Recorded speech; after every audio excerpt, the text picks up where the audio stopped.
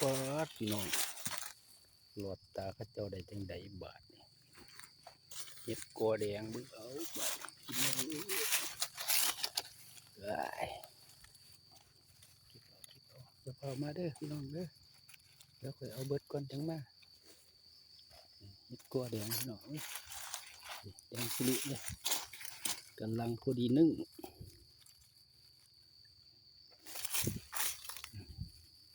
หลายดอกแล้วไปพี่นอนเฝ้าเลยยังคิดดีตกสัตว์ดอกงามๆพี่น้อง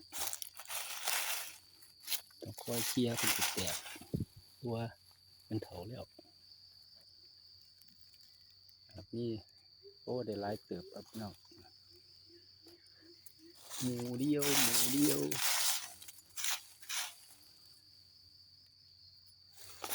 ่ดอกนึง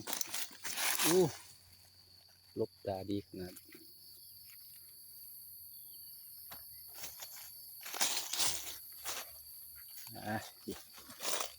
นี่ใส่ใบไม้สิเปิดพุ่มไม้เฮ็ดกอแดงหลายเพิ่นว่า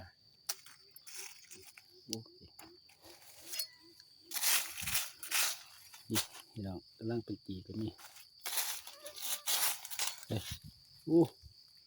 เต็มหมูเดียวพอเลย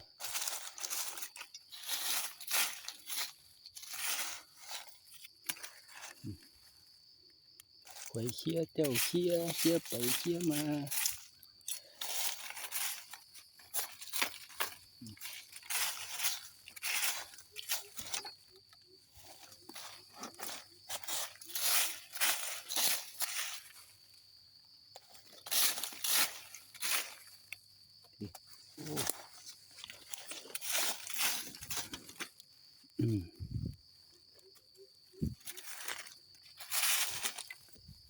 ไปหนึ่งพี่น้อง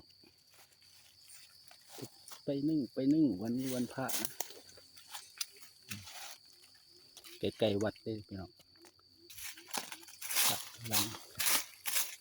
สั่งข้าวเป็ดระบอบบันได้หลายเติบพี่น้องขอบคุณสำหรับการรับชมนะครับ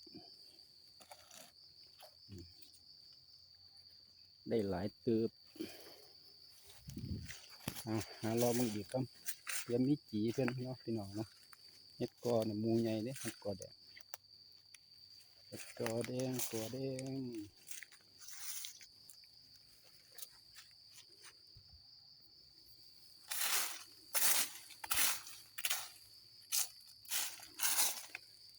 ถ้าพ่อดอกหนึ่งเขาก็เคลียร์หาแล้วได้พี่น้องพอดีงามเลย